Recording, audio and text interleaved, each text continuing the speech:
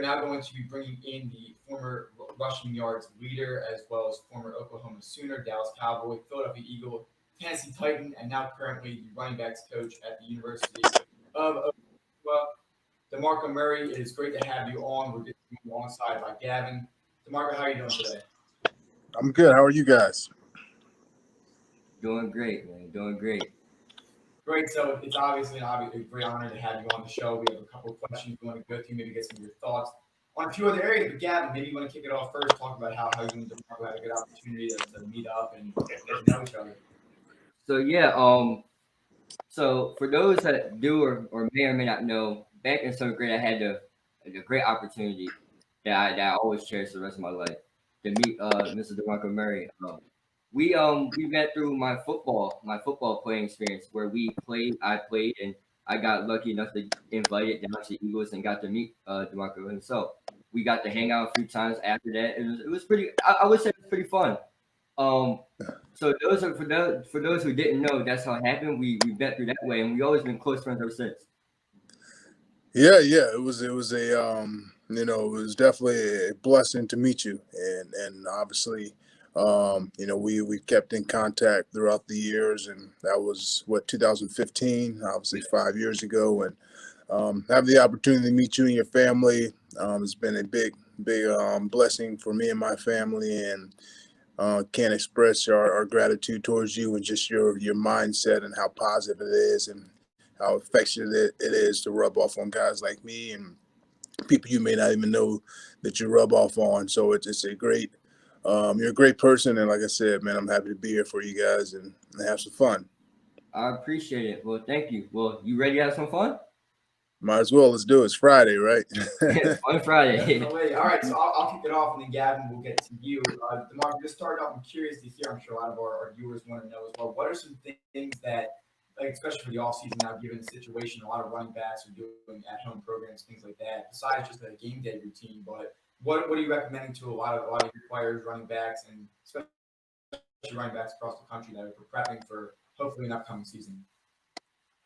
I would say work on your flexibility. Those are things that kind of get lost in the lifting weights, the running, the agility, the quickness, that whole deal. I think being a running back, you have to be able to bend and torque in all different types of positions. Obviously you get rolled up on, you get tackled in different directions. I think flexibility is a key that will prevent a lot of injuries, and it's a thing that is kind of lost in the shuffle, so to speak, when it comes to how fast you are, how strong you are. I think flexibility from any position, definitely when it comes to running backs, is key. So doing those things, footwork is great, hand-eye coordination, the little things, working on the little things, because as a whole, you're always concentrating on the bigger muscles, the bigger picture of things, but we can break it down and really concentrate on the little things to enhance your game. I think that'd be great. Yeah, so no, those are great things, and one thing that people talk about a lot, strength. You see a lot of guys like Saquon Barkley all squatting a lot, but there's a lot of other elements with flexibility, a few other things, absorbing a lot of hits as a running back.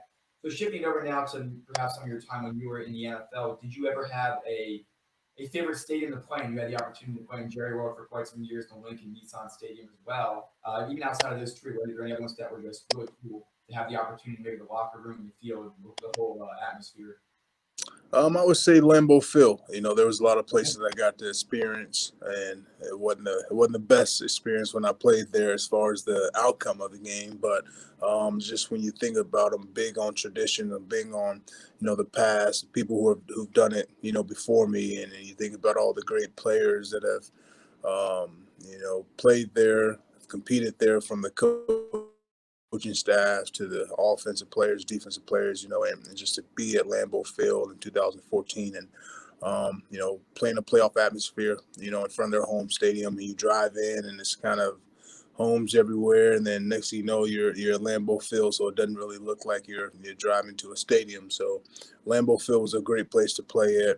Atmosphere was amazing. Those fans know how to cheer on and definitely root against you, in a respectful way, in a first class way. So I experienced that, and it was fun. It was a lot of fun. I had the opportunity this year. I was up for the week 4 Thursday night football game. I know you explained it perfectly how like you're walking into a neighborhood. It's neighborhood. People are paying money to let you park on their street and walk. You can walk right up to the field, the great white bleachers. Yeah. That kind of gives you more of a college vibe, and they're very passionate, respectful fans up there. And then my final question before we shift it over to Gavin: what would you consider as one of the biggest changes that you recognized during your time in Arizona, and now as you move up to coach at Oklahoma, that you see for high school running backs going up to the college level as a running back? Well, I wish I could give you an answer, but we've only had one spring practice, so I couldn't really fulfill that answer truthfully. Obviously the pandemic, the coronavirus going on, we kind of got shut down, and you got to be safe during these times. And our head coach Lincoln Riley has done a great job at, one, making sure our players are safe, two, making sure that we are safe as husbands and fathers, and but we're itching to get back, and our guys get back next week with workouts and whatnot. So we'll hopefully be able to get around them soon. But the most important aspect as of now is being safe. But I'm excited to get going with those guys. I had a great time in Arizona with Coach Sumlin, and he's a guy that was actually here when I started here as a receiver coach. And him and I have always kept in contact over the years and had a great relationship. So to be under his staff for a year and learn and see and really get a vision of how college football works, the coaching scene, and just as far as the players, it was a ton of fun there. Obviously, you wanted to have different outcomes when it came to the games and bowl games and whatnot. So looking forward to just competing, just competing, getting on the field, getting your hands on guys, being able to touch them, being able to see them. You've been in Zoom meetings so much and going over the office. So now hopefully you finally get a chance to, see them in person and actually run the plays that you've been teaching for the past 3 months. Well, yeah, it's been one crazy last 3 months. I know for us, our school, the rest of our school year got shut down, which some people were okay with, and some people were a little upset about. Yeah. But I'm really interested to see what you and Lincoln Riley have planned for this year. I know Lincoln Riley, one of the best offensive minded coaches in all of college football. Obviously, successes like C. Lamb, Kyler Murray, Baker Mayfield, and so on and so forth. So I have a question for you. So I want to know, how was the transition coming from an NFL running back to the and college football running back coach? It's been good. It honestly has been good having the career I had and being a student of the game early on, even from a high school perspective. And then obviously as you get older and you realize the details matter, you're not just the fastest guy out there. You can't just go out there and run plays. You got to schematically beat opponents, not just with your talent, but with just your mindset and how you call plays, how you use plays, and how you use defenders leverage against them. So things of that nature. I've always been a student of the game. I've always wanted to understand and grasp the whole offense as a whole, not just from a running back's perspective. I want to know, hey, what is this receiver thinking? What is this quarterback thinking on this high protection? What's the offensive line when it comes to protection, run game? So I've always had a really great understanding of the offense as a whole, and then reading defenses. I think that's what made me a really good player, is being able to understand and utilize my strengths versus the defense's weakness. When it comes to different coverages and different fronts and things of that nature. So, it's at times you still want to go out there and show them and, lace it up, because they're not doing it quite right. But, I'm happy with, having the hat on the sidelines now, headset, and not having to go out there and get beat up and whatnot. So it's fun, and just to get back on that competitive edge and really hone in on details, hone in on the opportunity at hand, and win games and compete for championships. So I think that's something that I miss from the year, and then during broadcasting I want to get back close to the game when it came to that aspect. But then just the opportunity to teach kids, right? I've been fortunate to have a great upbringing with my parents and just coaches and teammates that have pushed me, and they've given me a lot of knowledge that I can't, take credit for. And I've learned and gained a lot of knowledge along the way. So if I don't give back to kids that are in your position, kids that are younger than me, the youth, right, that's going to change this world, I feel like I've cheated my whole career and I've cheated them. So that's the least I can do. Right, right. And me, I thought I knew you could go like another 20 years in you, man. I knew you could. But hey, I'm happy for you. I have another question for you too. So you played a long time in the NFL, and I want to know what was your favorite moment of your career in the NFL? My favorite moment, um, so many. We had a great time. Favorite moment, I think,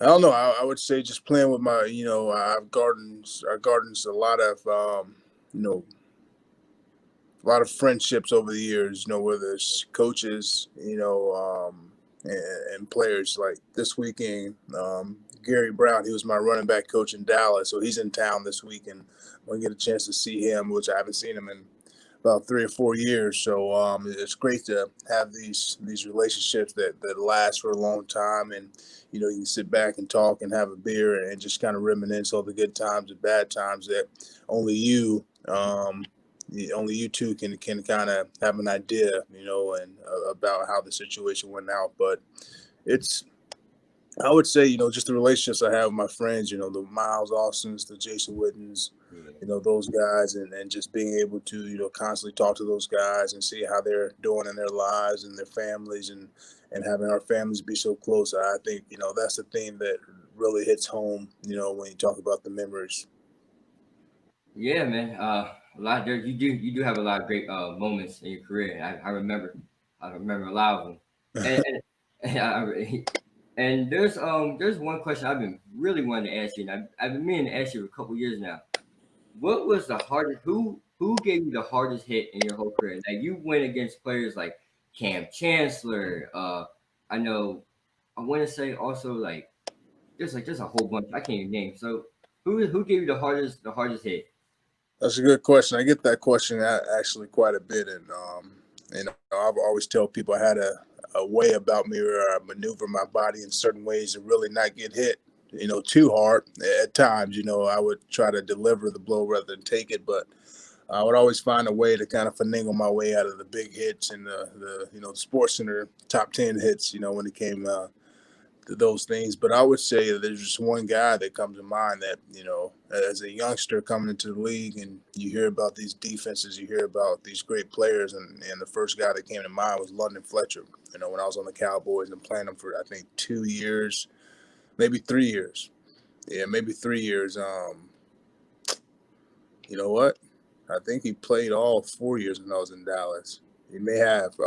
And, you know, I had never rushed for 100 yards against the Redskins. That was kind of the only team that got me, and it was his last game. And we already knew he was retired. He kind of made it known. And I think the last time we played in that game, I was able to get 100 yards, but prior to that, he was on my butt, man. He was, obviously towards the latter end of his career, and I was at the beginning stages of mine, and just the type of player he was still fast, he was still strong. He was just kind of a thorn in my butt, but it was his competitive way. Had a lot of respect, ton of respect for him as a player, and I was able to get that 100 yards, and I felt great about myself. But I was also able to, compete against one of the best, Hall of Famer linebacker who did it the right way. And so I have one more question here as far as some of the guys transitioning. You think of some younger guys, even in Dallas, from Zeke as well as Tony Pollard now more likely. Miles Sanders, Christian McCaffrey, a lot of the running backs aren't just getting carries or running out blocks for the quarterback. They're going out running a lot more routes. That's McCaffrey going for the 1,000 kind of season. Is that something that you try to teach early with running backs, or even as much as it's changed since you've retired? You see a lot of guys really get involved a lot more in the past. I mean, even guys like Miles Sanders coming out of Penn State, he made it very clear he wants to be one of those guys similar to McCaffrey, known as a good route runner, pass catcher. And he had, I think for the Eagles this year, he had the most 40-plus yards downfield receptions outside of Deshaun Jackson. Yeah, I think versatility plays a huge role in running backs, especially in today's game, and just the offensive, schemes that are being presented where, you're obviously it's a throwing league. It's always been a passing league. And, to increase that and make wrinkle here or there, you got to involve the running backs and just to give those guys a different aspect to look at and think about, on the defensive end. But, being a versatile running back, obviously, I prided myself on catching the ball and protecting the quarterback. So, when I see guys that do the same thing and, especially from the receiving end, it's fun to watch. And, that's kind of, the guys that I look for when I recruit. But yeah, I mean, you mentioned, a couple and Christian McCaffrey, who's obviously one of the best as of now. And, Zeke does a good job of catching the ball out of the backfield. And you mentioned Miles Sanders. I saw some of his at Penn State. When he was at Penn State, I actually got to watch him quite a bit. And, just to talk about those few guys, I mean, that's a, for a running back coach's dream. That's an offensive coordinator's dream to have a guy that can catch out of the backfield and you can kick him out of the slot and let them run receiver routes, just different matchups and trying to put those guys in different positions to be successful individually. And then in whole, as an offense, you're collectively better. So that's an aspect that's kind of live more and more. You see a lot of more, dual threat running backs who can obviously run it in the gut, take it outside, and then also catch the ball out of backfield. So when you have a guy like that, Darren Sproles comes to mind. Obviously played with him in Philly, great friend of mine, hell of a player, hell of a person, pound for pound, one of the best to ever do it. And you saw guys like that as well, Boston Scott and Miles Sanders this year for the Eagles. A lot of wide receivers went down. It's fascinating how the game has changed. You go from a lot of pure runners, and one that came to mind as far as how impactful of a running back was for the postseason, Derrick Henry. I know Gavin wanted to ask you a quick question on that one. So we look at teams that use the running backs a lot. You were a part of it. You were a big part in the seasons, and so there's always this narrative in the playoffs that it has to be mainly the quarterback, and then you go into this postseason, and you got guys like Derrick Henry, and then you got guys like Raheem Mostert on San Francisco, and then you got other guys around the league running the ball too. So, and my question to you is, people say that the quarterback is a big piece in the playoffs, which is true. But also, how do you also feel like? And me personally, I feel like a running back's a bigger role in the playoffs.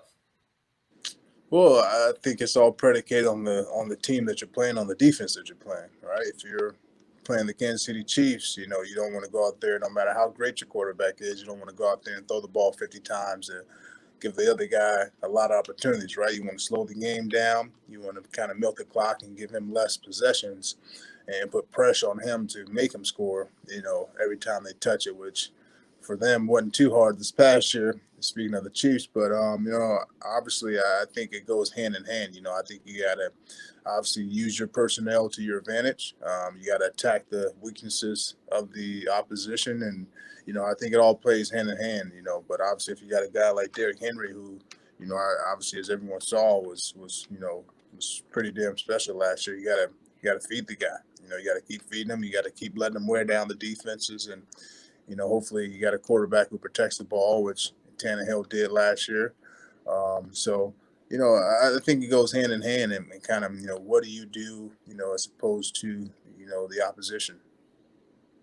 You're right. That's for sure. I feel like running backs are a big part in the game, and I thought always running backs were a big part of the game because they take the pressure off the quarterback a lot.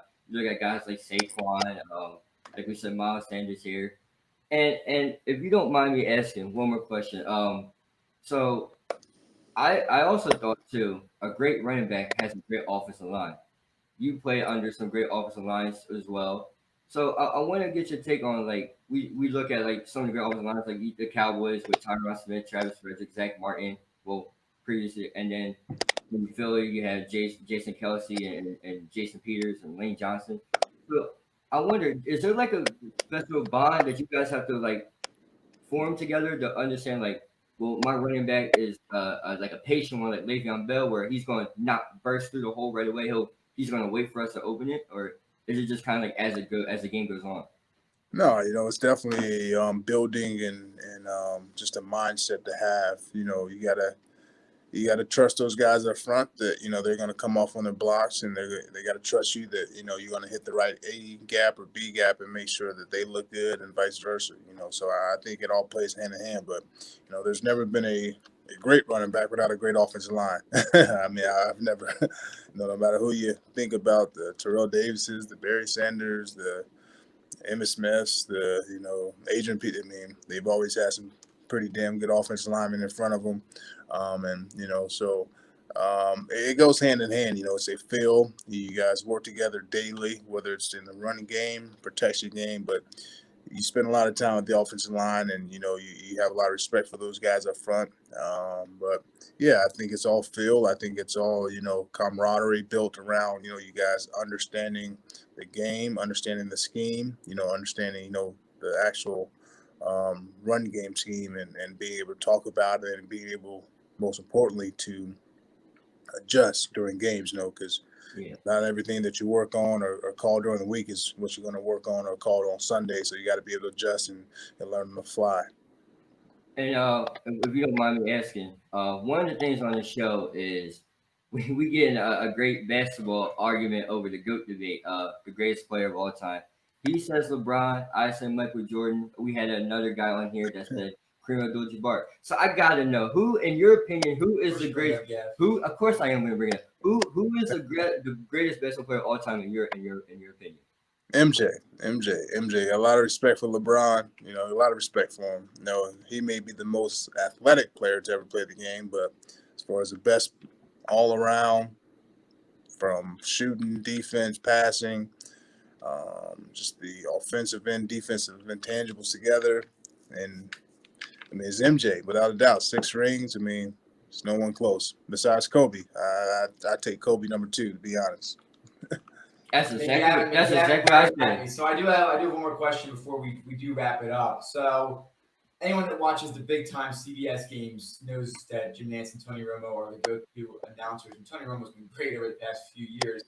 Whenever you guys were sitting on the bench, did Tony ever predict a play that the offense was about to run the same way he does it as an announcer? No, he wasn't that good when we played. I wish we were. Maybe we'd had a couple more Super Bowls. No. We were just too dialed in on trying to keep guys off of him and make sure we win the game. So we didn't have enough time to sit up in the booth and kind of dissect the play. So he does a great job, though. He's a great friend of mine. Great. It's great to see even after all your careers, the impacts you all make off the field, and even guys like Jason Witten are still playing. He's in Oakland this year, so definitely cool. Real quick, I know you're really busy, but I gotta get this one in. So Deuce, I got Deuce, the running back coach here in Philadelphia. How was he? You guys got to work together. So how was that? It was good. He's a good guy. He's done a good job up there. Awesome. Thank you. Oh yeah. All right, great. Everyone, thank you for joining us today. DeMarco, thanks so much. Appreciate it. You guys have a great day. Gav, good seeing you, brother. Good. Hey, I'm gonna call you a little bit later. Right. I thank you. Appreciate you coming on here.